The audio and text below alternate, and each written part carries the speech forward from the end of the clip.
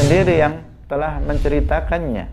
Nabi sendiri yang telah mengkhabarkannya kepada kita bahwa langit itu dipenuhi oleh para malaikat yang beribadah kepada Allah. Beliau bersabda, "Ma fis samawati sab'i mawdi'u arba'i asabi' illa wa fihi malakun qa'imun aw raqi'un aw sajidun." Di langit yang 7 itu, kata Nabi, tidak ada tempat 4 jari pun kecuali di situ ada malaikat yang sedang beribadah kepada Allah. Yang Rasulullah melihat mereka ada yang masih berdiri sholat, ada yang ruku, ada yang sujud. Artinya mereka sholat, beribadah kepada Allah di atas langit. Maka secara khusus jika seseorang mengatakan Allah itu bertempat di atas langit, maka mereka telah menyerupakan Allah dengan para malaikat. Salatullah, salamullah, alal hadi Rasulillah. Assalamualaikum warahmatullahi wabarakatuh.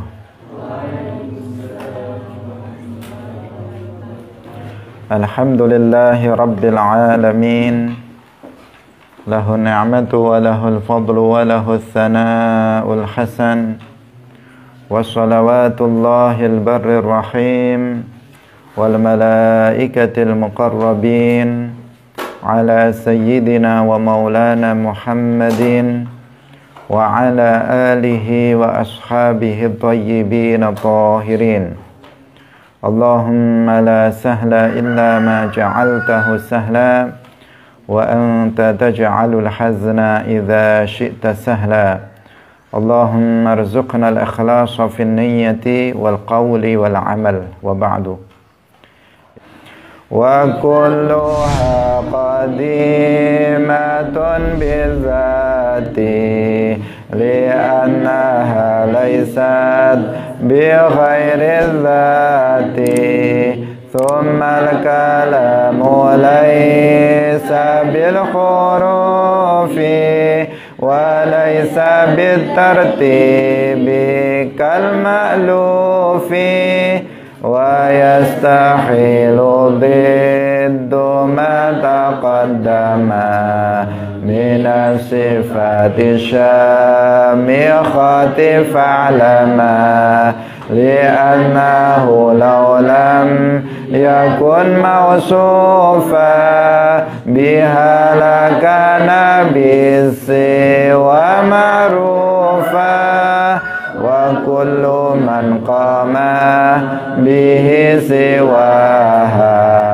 fahuwa alladhi fil faqri qad tanaha wal wahidul ma'budu la yaftaqiru li khairi jallal ghaniyil muqtadiru wa jaizun fi haqqihil ijadu wa tarku wal ishqa'u wal is'adu wa man yaqul fi'lu salahi wajaba 'ala al-ilahi qad asa al-adaba wajzim akhi bi ru'yatil ilahi fi jannatil khuldi bila tanahi idhil wuqu'u jaizun bil aqli wa qad ata fihi dalilun aqli. Hadirin hadirat kaum muslimin muslimat, pemirsa Madu TV rahimakumullah. Alhamdulillah, puji syukur marilah kita sampaikan kepada Allah Subhanahu wa taala dengan nikmat-nikmatnya, terutama nikmat taufik. Pagi hari ini kita semuanya bisa terdorong untuk melakukan amal ketaatan dan kita bisa melaksanakannya sehingga kita bisa berkumpul dalam majelis ilmuddin, majelis pengajian kitab Al-Kharidatul Bahiyah. Semoga kebersamaan kita, pertemuan kita pada pagi hari ini mendapatkan keberkahan dari Allah Subhanahu wa taala sehingga kita semuanya bisa mendapatkan ilmu yang bermanfaat. Amin ya rabbal alamin. Shalawat dan salam semoga tetap terlimpahkan kepada junjungan kita, makhluk yang paling mulia secara mutlak, yaitu Nabi Muhammad sallallahu alaihi wasallam, para sahabatnya, keluarganya, serta seluruh umat Islam yang mengikuti beliau ila yaumil qiyamah. Hadirin hadirat rahimakumullah. Mari kita memulai pengajian kita pada pagi hari ini dengan mengikhlaskan niat kita lillahi ta'ala. Karena hanya dengan ikhlas maka amal kita akan diterima, kita akan mendapatkan kemuliaan dan kesuksesan, keselamatan nanti di akhirat. La khulasa illa bil ikhlas. Kita sampai pada nazam yang ke-45 dari kitab Al-Kharidatul Bahiyah. Qala al-muallif rahimahullahu ta'ala wa kullu man qama bihi siwaha fahuwa alladhi fil faqri qad tanaha wal wahidul ma'budu la yaftaqiru li ghairihi jallal ghaniyil muqtadiru wa kullu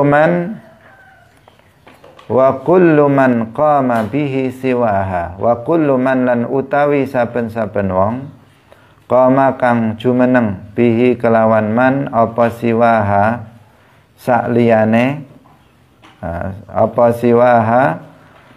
sakliyane man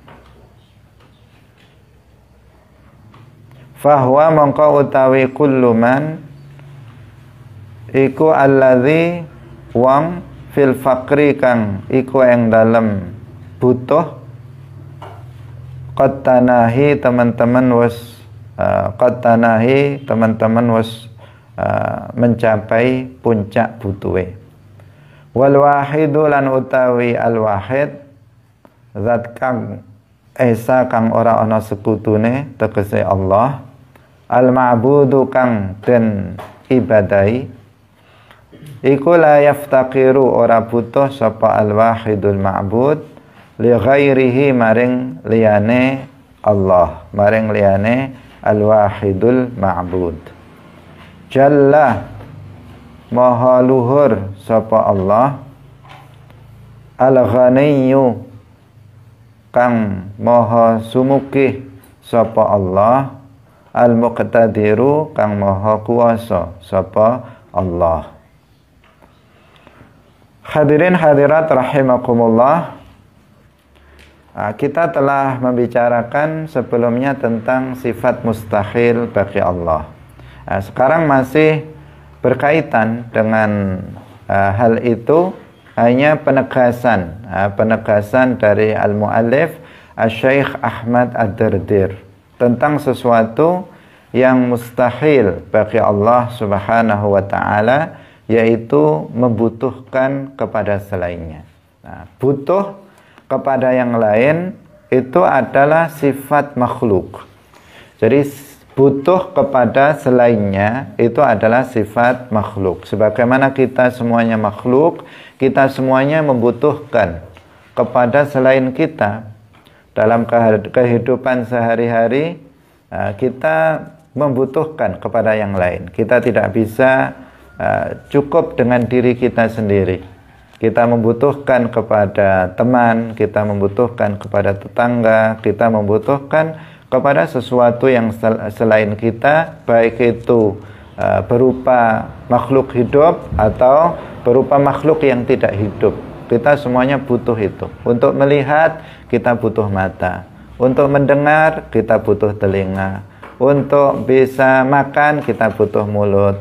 Untuk bisa mencium, kita butuh hidung sebagai alat penciuman dan seterusnya. Untuk makan kita butuh orang yang memasak, kita butuh petani yang menanam padi dan seterusnya. Untuk misalnya membangun rumah, kita membutuhkan pak tukang untuk membangunnya. dan seterusnya. Kita sebagai manusia yang sangat lemah, makhluk yang sangat lemah, membutuhkan kepada makhluk yang lain, apalagi kepada Allah Subhanahu wa Ta'ala. Kita sangat membutuhkannya. Bahkan kita tidak pernah lekang waktu sedetik pun kecuali kita membutuhkan kepada Allah Subhanahu wa Ta'ala. Nggak pernah kita nggak butuh kepada Allah, karena Allah yang memberikan hidup kepada kita. Allah yang memberikan udara untuk kita bisa bernafas, oksigen untuk kita bisa bernafas. Allah Subhanahu wa Ta'ala yang memberikan makan, memberikan minum, memberikan rizki, memberikan kesehatan. Itu semuanya Allah yang memberikannya kepada kita, Allah yang menganugerahkannya kepada kita, sehingga tidak pernah ada waktu kecuali kita membutuhkan kepada Allah Subhanahu wa Ta'ala. Itulah yang terjadi, itulah fakta daripada makhluk. Itu adalah kenyataan yang kita rasakan, bahwa kita nggak butuh kepada selainnya. Dan itu adalah tanda daripada makhluk. Jadi kalau kemarin kita katakan bahwa min akbari alamatil hudus, itu adalah at-taghayyur. Di antara tanda terbesar makhluk adalah berubah. Tanda terbesar lainnya, min akbari alamatil hudus, yang lainnya adalah al-ihtiyaju ila ghairihi. Di antara tanda terbesar makhluk lainnya adalah butuh kepada selainnya. Karena nggak ada makhluk yang nggak butuh kepada selainnya. Sebagaimana nggak ada makhluk yang nggak berubah. Tidak ada makhluk yang tidak berubah, semuanya berubah. Demikian juga nggak ada makhluk yang nggak butuh kepada selainnya. Semua makhluk pasti membutuhkan kepada selainnya. Maka dapat disimpulkan bahwa butuh kepada yang lain adalah salah satu tanda terbesar dari makhluk. Hadirin hadirat rahimakumullah, jika ada seseorang mengatakan saya bisa hidup sendiri, jika ada seseorang mengatakan saya nggak butuh orang lain, maka itu adalah bohong besar. Bohong besar. Kenapa? Karena mungkin sedetik setelah dia ngomong seperti itu, dia akan membutuhkan kepada orang lain.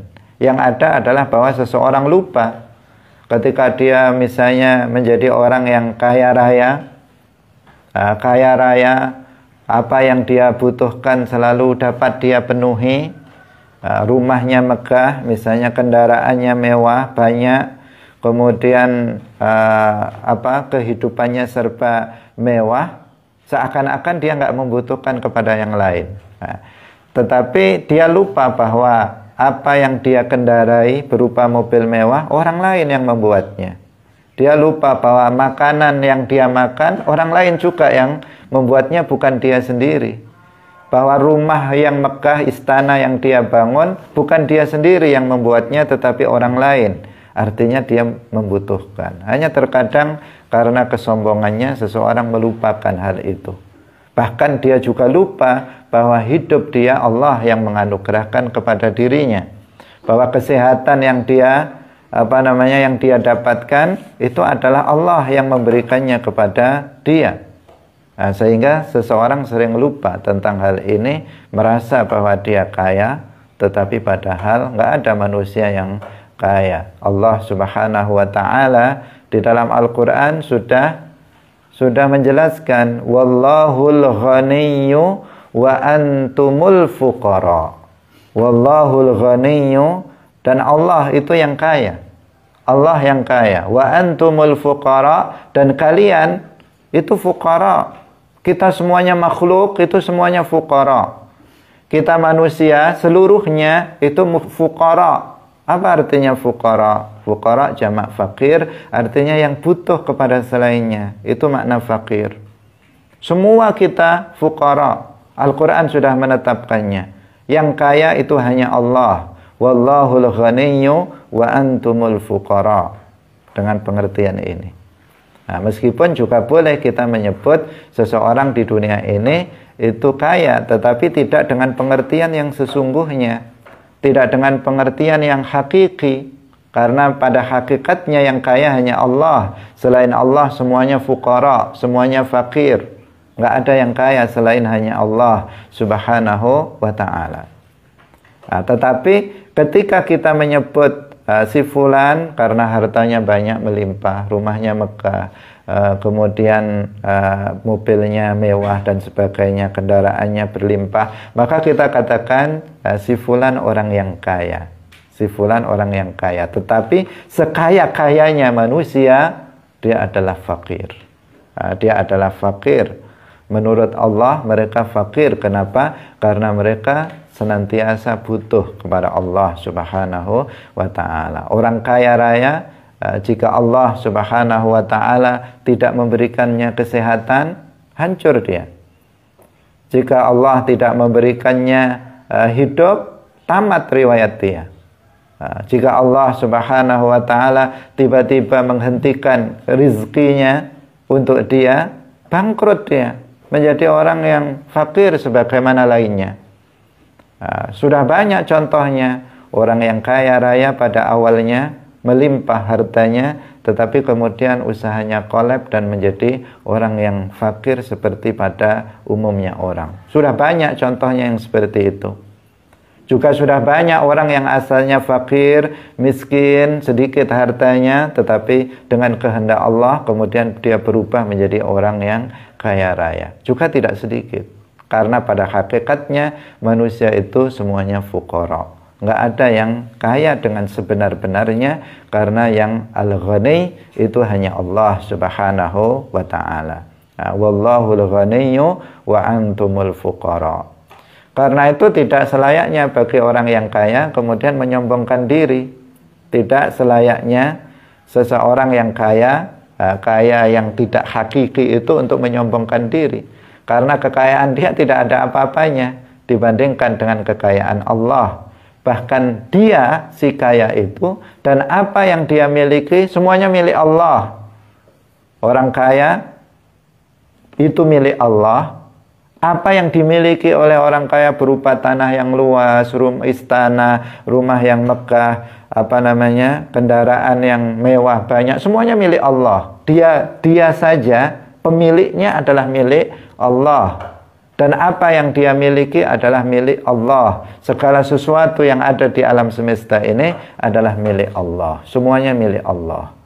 Maka ya sangat tidak tahu diri apabila seseorang kemudian sombong dengan kekayaan, dengan harta yang dimiliki, yang padahal itu sebenarnya adalah milik Allah subhanahu wa ta'ala pada hakikatnya. Dia harus tunduk kepada Allah subhanahu wa ta'ala dalam mentasarrufkannya, dan diharamkan bagi dia untuk kemudian menyombongkan diri dengan apa yang sebenarnya bukan milik dia pada hakikatnya.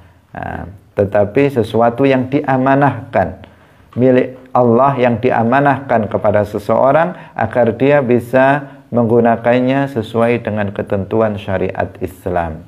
Jika dia diberikan amanah harta benda yang banyak, kemudian dia tidak melakukan amanah itu, sebaliknya misalnya menghambur-hamburkannya tanpa ada manfaatnya, atau bahkan menggunakannya untuk kemaksiatan kepada Allah, maka tentu orang ini orang yang berkhianat kepada Allah subhanahu wa ta'ala, yang pemilik sejati, pemilik yang sebenarnya dari alam semesta ini. Hadirin hadirat rahimakumullah. Jadi Allah yang al-ghani. Wallahul ghaniyyu wa antumul fuqara. Butuh kepada selainnya adalah sifat makhluk. Semua makhluk butuh kepada Allah. Kita manusia butuh kepada Allah. Para malaikat butuh kepada Allah. Langit, bumi butuh kepada Allah. Semuanya membutuhkan kepada Allah. Tidak ada yang nggak butuh kepada Allah. Karena dari awal kita sudah butuh kepada Allah. Nah, karena Allah yang mengadakan kita dari tiada menjadi ada, itu sudah butuh. Sebagaimana kemarin kita katakan, dari awal kita sudah berubah dari tiada menjadi ada. Demikian juga dari awal juga kita sudah butuh kepada selain kita, sudah butuh kepada Allah, yaitu Karena Allah yang telah mengadakan kita dari tiada menjadi ada. Dulu kita nggak ada, kemudian menjadi ada. Siapa yang mengadakannya? Allah. Artinya kita membutuhkan kepada Allah Subhanahu wa ta'ala yang mengadakan kita dari tiada menjadi ada. Jadi proses awal wujudnya kita pun sudah butuh kepada Allah. Setelah kita ada, hidup di bumi ini, selalu kita membutuhkan kepada Allah Subhanahu wa ta'ala. Nah, itulah kita makhluk, kita fuqara. Allah Subhanahu wa ta'ala al-ghaniyyu. Nah, hadirin hadirat rahimakumullah. Karena itu kemarin dalam konsep Ahlus Sunnah wal Jamaah itu dikatakan bahwa Allah itu bukan sifat dan bukan selain sifat. Kemarin kita jelaskan apa? La hiya huwa wa la hiya ghairuhu. Allah itu bukan sifat dan Allah itu bukan selain sifat. Kenapa dikatakan Allah itu bukan sifat? Karena sifat itu butuh kepada selainnya. Karena sifat itu butuh kepada selainnya. Di antaranya seperti itu. Karena itu nggak boleh dikatakan Allah itu sifat. Sifat ilmu itu butuh kepada selainnya. Karena dia nggak bisa berdiri sendiri. Ilmu nggak ada berdiri sendiri. Misalnya ada ilmu datang. Masa ilmu datang? Yang datang adalah orang yang punya ilmu. Nah, ada melihat datang. Ada si iradah datang. Nggak ada. Nah, si kudrah datang itu nggak ada. Yang ada adalah yang memiliki kudrah, yang memiliki iradah. Nah, karena itu sifat itu nggak bisa berdiri sendiri. Sifat tidak bisa berdiri sendiri, tetapi dia membutuhkan kepada yang lain. Makanya dikatakan di sini apa? Wa kullu man qama bihi siwaha fahuwa alladzi fil faqri qad tanaha. Nah, sifat itu dia nggak bisa berdiri sendiri, maka dia sifat butuh kepada selainnya, yaitu kepada zat.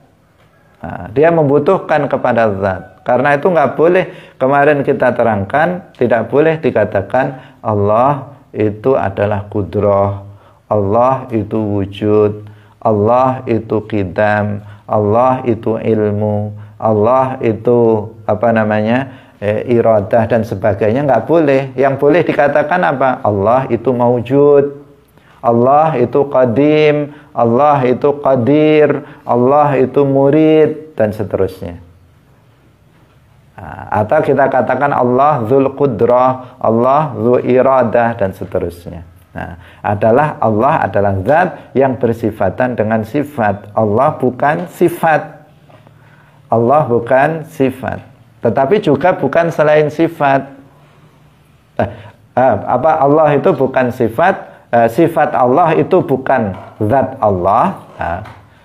Saya ulangi lagi, zat Allah itu bukan sifat, artinya sifat Allah itu bukan zat Allah juga, tetapi zat Allah itu juga bukan selain sifat. Nah, hadirin hadirat rahimakumullah, ini sudah kita jelaskan sebelumnya. La hiya huwa wa la hiya ghairuhu. Sifat Allah itu bukan zat Allah, dan sifat Allah itu juga bukan selain zat Allah. Sudah kita jelaskan sebelumnya. Nah, yang ingin kita katakan di sini terkait dengan ini, bahwasanya Allah Subhanahu wa ta'ala itu tidak membutuhkan kepada selainnya, maka dia bukan sifat. Itu salah satu landasan berpikirnya. Ketika Ahlus Sunnah wal Jamaah mengatakan bahwa zat Allah itu bukan sifat, atau sifat Allah itu bukan zat, tadi bolak-balik, itu apa? Karena sifat itu pasti butuh kepada selainnya. Nah, sementara butuh kepada selainnya, itu adalah makhluk, tanda daripada makhluk. Nah, maka tidak boleh dikatakan bahwa Allah Subhanahu wa ta'ala itu adalah sifat. Nah, hadirin hadirat rahimakumullah. butuhnya kita kepada Allah ini harus betul-betul ditanamkan dalam diri kita, bahwa kita semuanya makhluk yang senantiasa butuh kepada Allah. Dan Allah Subhanahu wa Ta'ala adalah Al-Khaliq yang tidak pernah sekalipun membutuhkan kepada kita. Allah yang menciptakan manusia itu nggak membutuhkan kepada manusia. Allah yang menciptakan arsy tidak membutuhkan kepada arsy. Allah yang telah menciptakan langit tidak membutuhkan kepada langit. Allah yang telah menciptakan bumi, Allah tidak membutuhkan kepada bumi. Allah yang telah menciptakan tempat, Dia tidak membutuhkan kepada tempat. Maka keyakinan yang sudah mujma' alaih, keyakinan yang sudah disepakati oleh seluruh umat Islam, ini akidahnya seluruh para nabi, akidahnya seluruh para malaikat, akidahnya seluruh para wali, akidahnya seluruh umat Islam adalah bahwa Allahu mawjudun bila makan. Allah itu ada tanpa tempat. Kenapa? Jika dikatakan Allah itu bertempat, maka berarti dia butuh kepada tempat. Padahal butuh kepada tempat, tadi sudah kita katakan, dia adalah tanda terbesar dari makhluk. Selain taghayyur, selain berubah, butuh kepada makhluk, butuh kepada selainnya adalah tanda terbesar dari makhluk. Nggak ada makhluk yang terlepas dari sifat butuh kepada Allah, kepada selainnya. Nah, jika dikatakan Allah berada pada tempat, maka berarti dia butuh kepada tempat. Dan butuh adalah mustahil bagi Allah Subhanahu wa Ta'ala. Jika dikatakan Allah itu bertempat tinggal di atas langit, maka itu artinya dia mengatakan Allah butuh kepada langit. Padahal Allah mustahil dari sifat butuh kepada selainnya. Jika dikatakan Allah itu bersemayam, bertempat di atas arsy, maka itu artinya dia meyakini Allah membutuhkan kepada arsy. Dan itu adalah mustahil bagi Allah Subhanahu wa Ta'ala, karena butuh kepada selainnya adalah sifat makhluk, dan itu menunjukkan kelemahan. Butuh kepada selainnya itu menunjukkan kelemahan, bukan menunjukkan bahwa dia maha kuasa. Karena apa? Masih butuh kepada selainnya. Nah, untuk itulah maka akidah yang harus diyakini dan tidak boleh ditinggalkan adalah keyakinan Allahu mawjudun bila makan. Dari semua sisi, ketika kita berbicara tentang sifat-sifat Allah, maka kemudian menyimpulkan bahwasanya Allah Subhanahu wa Ta'ala itu ada tanpa tempat. Menyimpulkan seperti itu. Ketika kita bicara tentang sifat mukhalafatul lil hawadisi, kita juga berbicara bahwa Allah ada tanpa tempat. Karena jika dia berada pada tempat, maka akan serupa dengan makhluk. Karena semua makhluk pasti bertempat. Mana ada makhluk yang nggak bertempat? Semua makhluk pasti bertempat. Manusia bertempat di bumi, jin bertempat di bumi, para malaikat bertempat di atas arsy, matahari, bintang, kemudian bulan bertempat di antara bumi dan langit. Semua makhluk pasti bertempat. Maka jika dikatakan bahwa Allah bertempat, maka itu penserupaan Allah dengan makhluk. Sekedar mengatakan Allah berada pada tempat, itu sudah tasybih. Itu sudah menyerupakan Allah dengan makhluknya. Ketika secara khusus seseorang mengatakan Allah bertempat di atas langit, maka dia telah menserupakan Allah dengan para malaikat. Bukankah malaikat tempat tinggalnya di langit? Mereka adalah ahlus sama. Mereka adalah penduduk langit. Nabi sendiri yang telah menceritakannya. Nabi sendiri yang telah mengkhabarkannya kepada kita bahwa langit itu dipenuhi oleh para malaikat yang beribadah kepada Allah.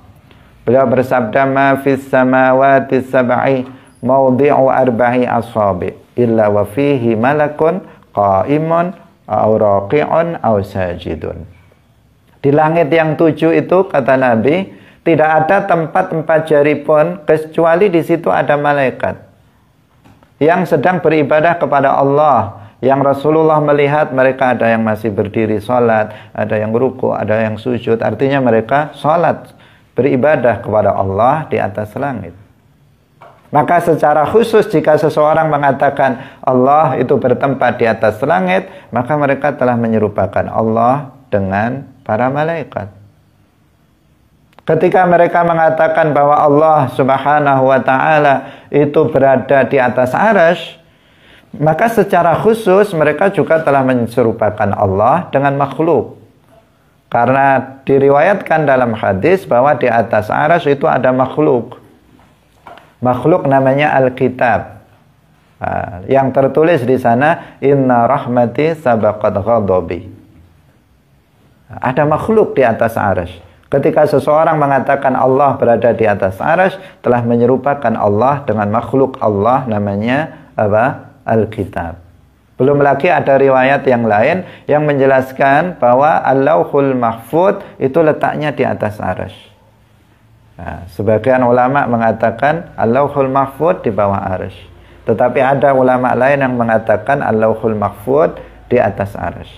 Jika riwayat yang mengatakan bahwa Al-Lauhul Mahfuz berada di atas arsy, maka orang yang meyakini Allah bersemayam di atas arsy, maka dia telah menserupakan secara khusus Allah dengan arsy. Allah dengan apa? Al-Lauhul Mahfuz. Tetapi sekedar seseorang mengatakan Allah itu bertempat, maka dia telah menyerupakan Allah dengan makhluknya seluruhnya. Karena seluruh makhluk itu bertempat. Nah, baik itu yang berupa jisim latif ataupun yang berupa jisim katsif. Kalau jisim katsif sudah jelas, demikian juga yang berupa jisim latif, semuanya bertempat. Nah, ini satu hal, satu sisi kita menjelaskan bahwasanya Allah Subhanahu wa ta'ala itu ada tanpa tempat. Dari sisi yang lain kita menjelaskan bahwa Allah ada tanpa tempat itu karena Allah itu sifatnya qiyamuhu binafsihi, nggak butuh kepada selainnya seperti yang sedang kita jelaskan sekarang ini, bahwa Allah nggak membutuhkan kepada selainnya. Allah yang menciptakan tempat, dia tidak butuh kepada tempat. Allah yang menciptakan arsy, yang menciptakan langit, yang menciptakan bumi dan tempat-tempat yang lainnya tidak membutuhkan semua itu. Karena memang Allah ada sebelum terciptanya semua tempat itu. Kana Allahu wa lam yakun syai'un ghairuh. Allah ada pada azal, nggak ada sesuatu pun selainnya. Allah ada pada azal, nggak ada langit, nggak ada bumi, nggak ada arsy, nggak ada tempat-tempat yang lainnya, nggak ada makhluk. Allah ada tanpa semuanya itu. Nah, setelah Allah Subhanahu wa ta'ala menciptakan semua tempat, semua makhluk, Allah tidak berubah. Karena kemarin kita jelaskan berubah itu sifat makhluk. Berubah itu sifat makhluk, maka Allah tidak berubah. Sebagaimana sebelum terciptanya tempat Allah ada tanpa tempat, demikian juga setelah terciptanya tempat Allah tetap ada tanpa tempat. Keyakinan ini sering kita ulang-ulang, bahwa Allah maujudun bila makan, sering kita ulang-ulang. Kenapa? Karena pentingnya. Karena pentingnya pemahaman ini untuk dipegangi dengan kuat. Mengingat sekarang ini banyak syubhah terkait masalah ini. Banyak sekali orang yang kemudian mengajarkan pemahaman-pemahaman yang menyimpang dari akidah Allahu maujudun bila makan. Padahal keyakinan Allah ada tanpa tempat telah disebutkan oleh semua para ulama. Seperti yang kemarin kita para ulama, maksudnya para ulama tauhid dalam kitab-kitabnya sudah menyebutkan itu. Kemarin sudah kita jelaskan, para kiai di Indonesia pun dalam kitab-kitabnya Mbah Hasyim Asy'ari, Mbah Ihsan Jampes, Mbah Nawawi Al-Bantani sudah menyebutkan bahwa Allah ada tanpa tempat. Nah, tetapi meskipun demikian, kita mengkhawatirkan munculnya paham-paham baru yang kemudian jika ini tidak kita tegaskan, tidak kita ingatkan kepada umat Islam bahwa Allah itu ada tanpa tempat, kemudian terpengaruh oleh mereka. Ada di tengah-tengah kita orang-orang yang meyakini Allah itu di langit. Ada yang meyakini Allah itu bersemayam di atas arsy. Ada yang meyakini bahwasanya Allah itu berada di bumi. Ada juga yang meyakini bahwa Allah itu menempel atau menyatu dengan manusia. Ada juga yang meyakini Allah itu ada di mana-mana. Di setiap tempat itu Allah ada. Ada yang meyakini seperti itu. Ada juga yang meyakini Allah itu bersama manusia, zatnya dimanapun manusia itu berada. Ada orang-orang yang berkeyakinan seperti itu. Keyakinan-keyakinan ini semuanya adalah keyakinan-keyakinan yang batil. Keyakinan yang tidak sesuai dengan Al-Quran. Laisa kamitslihi syai'. Al-Quran yang tidak keyakinan yang bertentangan dengan hadis. Kana Allahu wa lam yakun syai'un ghairuh. Keyakinan yang bertentangan dengan ijma' dari seluruh para ulama ahli sunnah wal jamaah, sebagaimana telah dikutip oleh para ulama yang dulu pernah kita sebutkan, seperti yang disebutkan dalam kitab Al-Farqu Bainal Firaq misalnya. Hadirin hadirat rahimakumullah. Maka kita jangan bosan untuk selalu mengingatkan umat, untuk mengingatkan masyarakat tentang akidah Ahlus Sunnah wal Jamaah. Allahu mawjudun bila makan. Allah itu ada tanpa tempat. Jangan bosan untuk menyampaikan masalah itu kepada masyarakat luas. Meskipun akidah Ahlus Sunnah wal Jamaah tentu bukan hanya itu, tetapi kita sudah terangkan dari awal sampai akhir akidah Ahlus Sunnah wal Jamaah.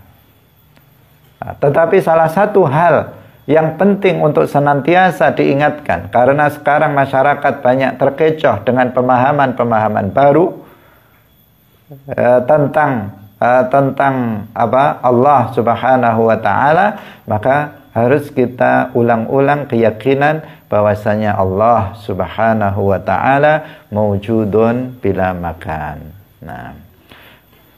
Termasuk dalam hal menjelaskannya adalah dari sisi ini, dari sisi bahwa Allah Subhanahu wa taala itu tidak butuh kepada selainnya.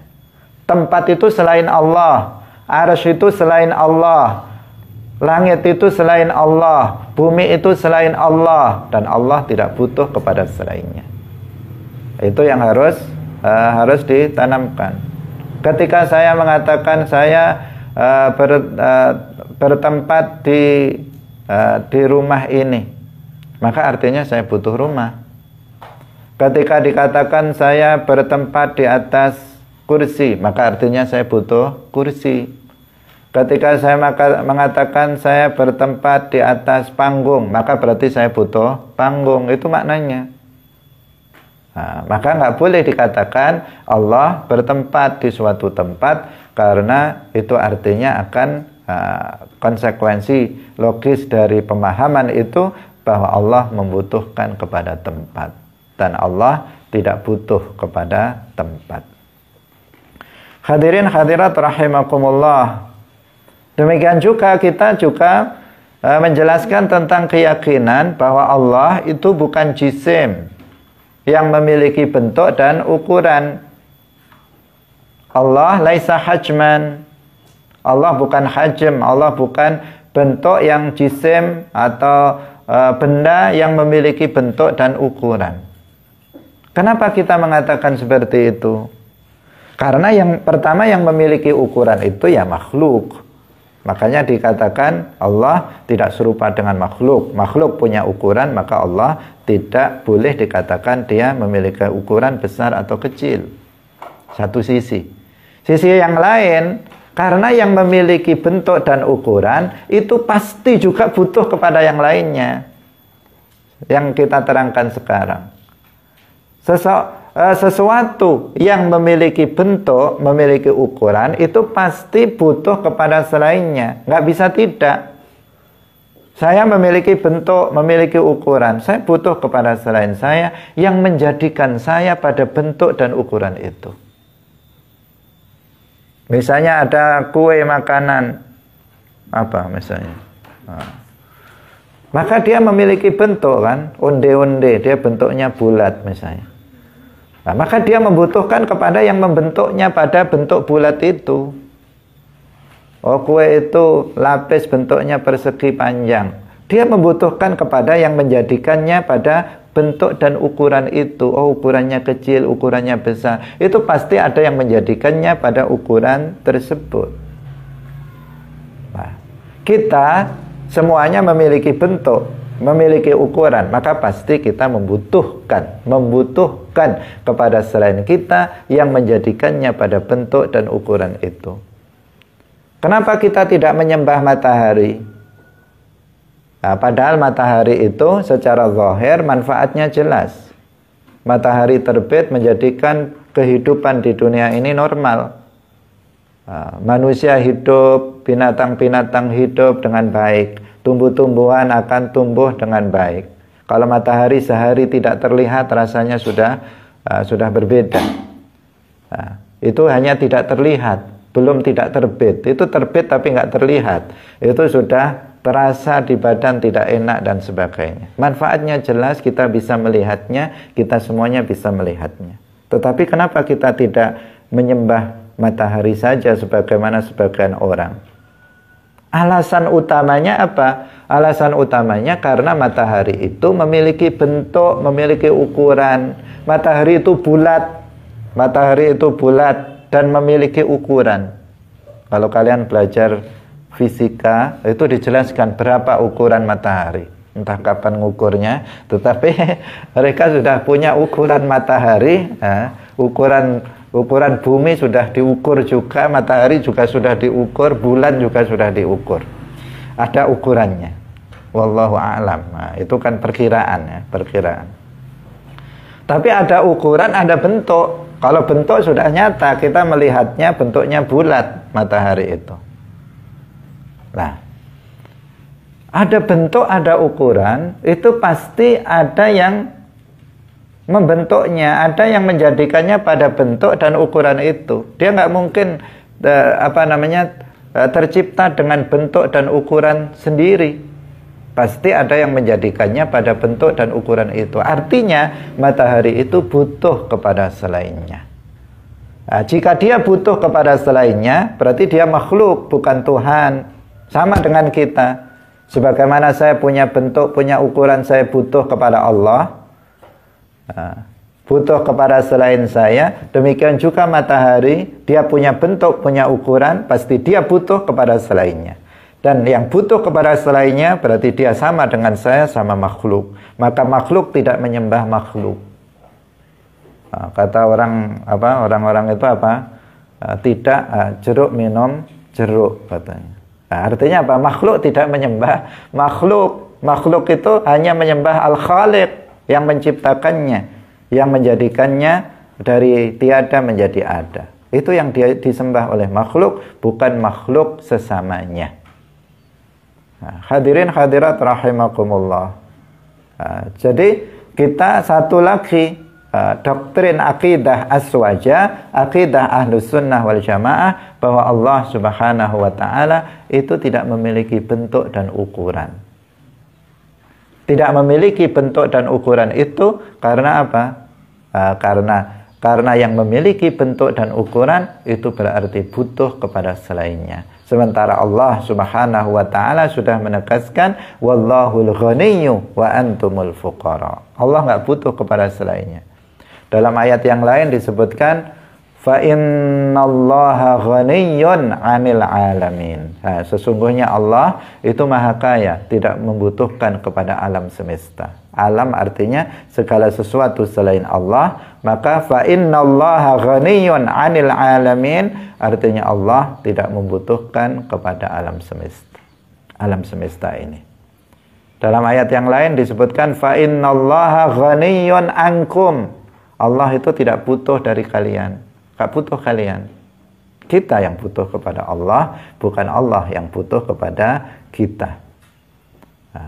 Hadirin hadirat rahimakumullah. Jadi makanya di sini al-muallif Syekh Ahmad Dardir perlu menjelaskan secara langsung, meskipun ini sudah terkandung dalam sifat penjelasan sifat sebelumnya.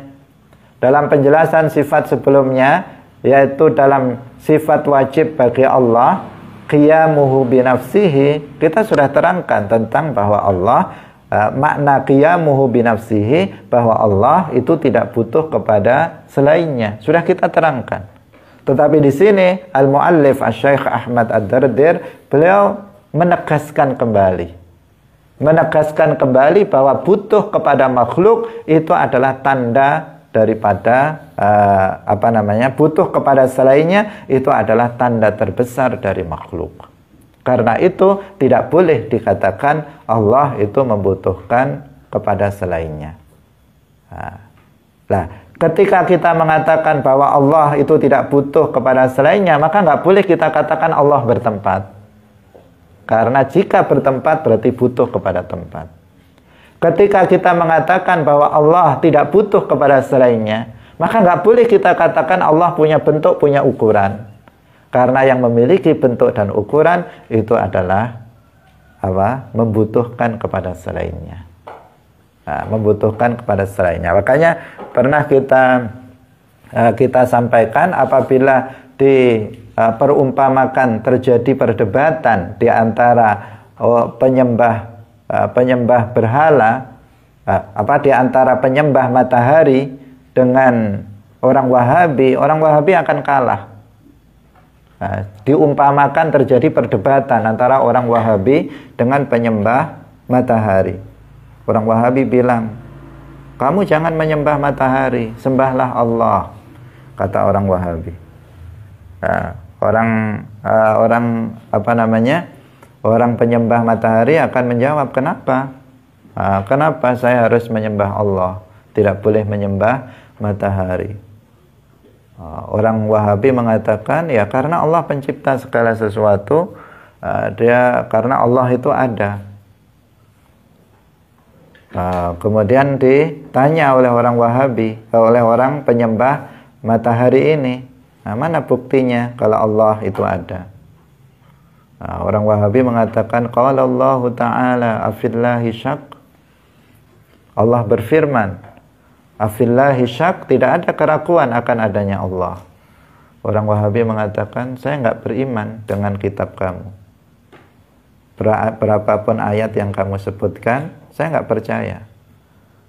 Karena itu bukan kitab saya, itu kitab kalian. Kata orang penyembah matahari.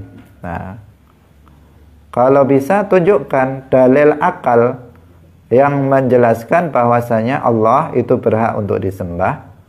Hanya Allah yang berhak untuk disembah, dan bahwa matahari tidak layak untuk disembah.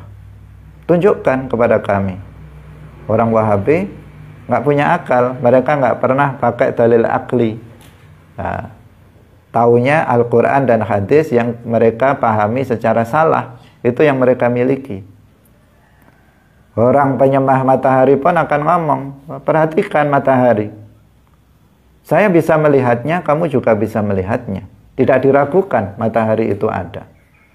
Juga tidak diragukan bahwa matahari itu memberikan manfaat untuk makhluk hidup di bumi ini.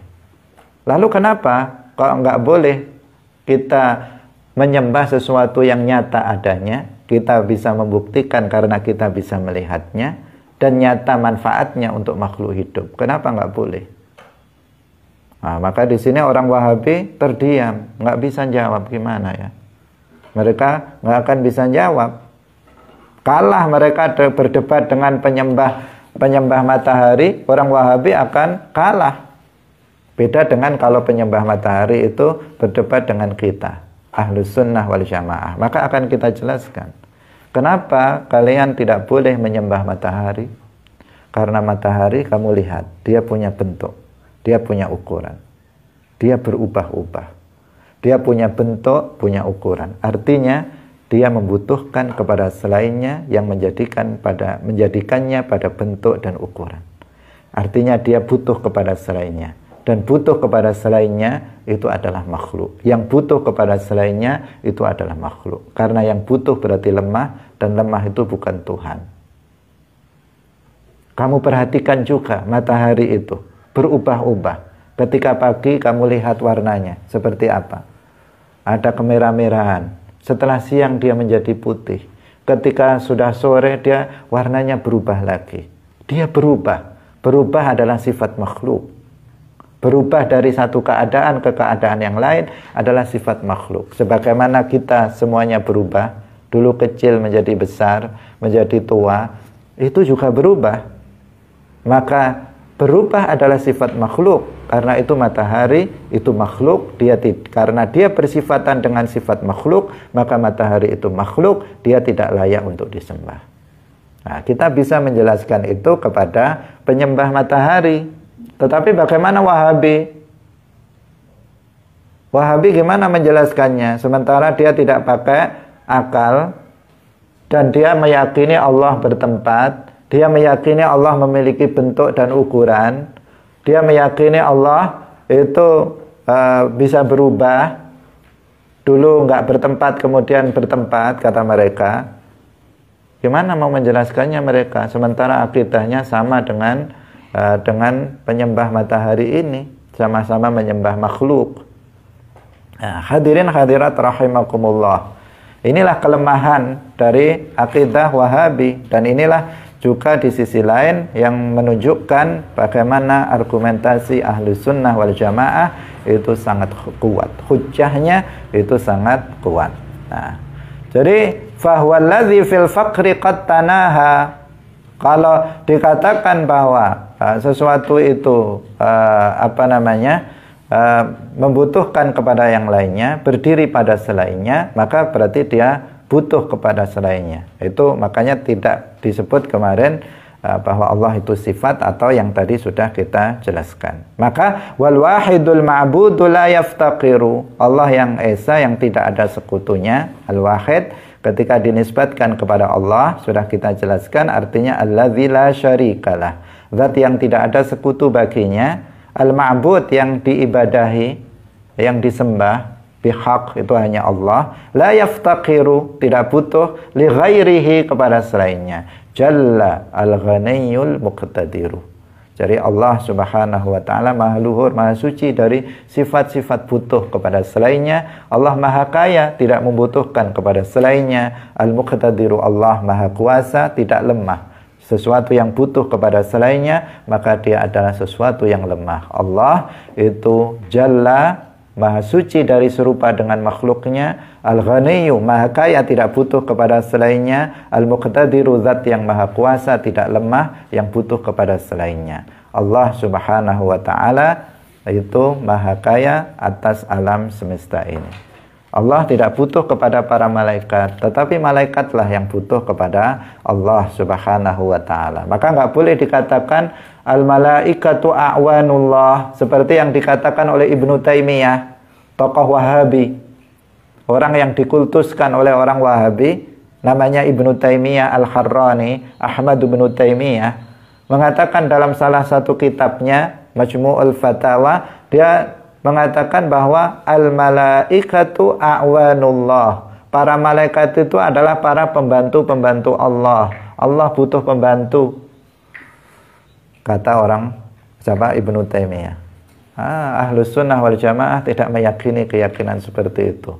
Butuh kepada makhluk adalah sifat makhluk, maka Allah tidak membutuhkan kepada selainnya. Allah menugaskan para malaikat untuk mengatur sebagian alam semesta, tidak menunjukkan bahwa Allah membutuhkan kepada mereka. Tetapi merekalah yang butuh kepada Allah, karena dengan mereka ditugaskan melakukan, mengatur sebagian makhluk, maka mereka mendapatkan kemuliaan indallah.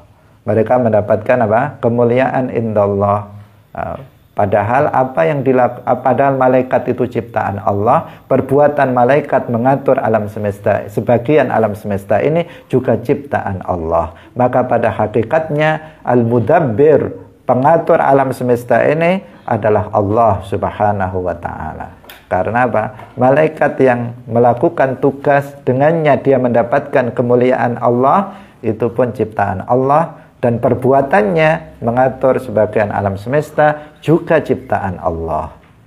Maka Pengatur alam semesta ini siapa? Pada hakikatnya al-mudabbir al-kulli adalah Allah Subhanahu wa ta'ala. Nah, demikian pengajian kita pada pagi hari ini. Waktu sudah habis, semoga bermanfaat bagi kita. Barakallahu fikum, wallahul muwaffiq ila aqwamit thariq. Wassalamualaikum warahmatullahi wabarakatuh. Salatullah, salamullah ala al-hadi Rasulillah.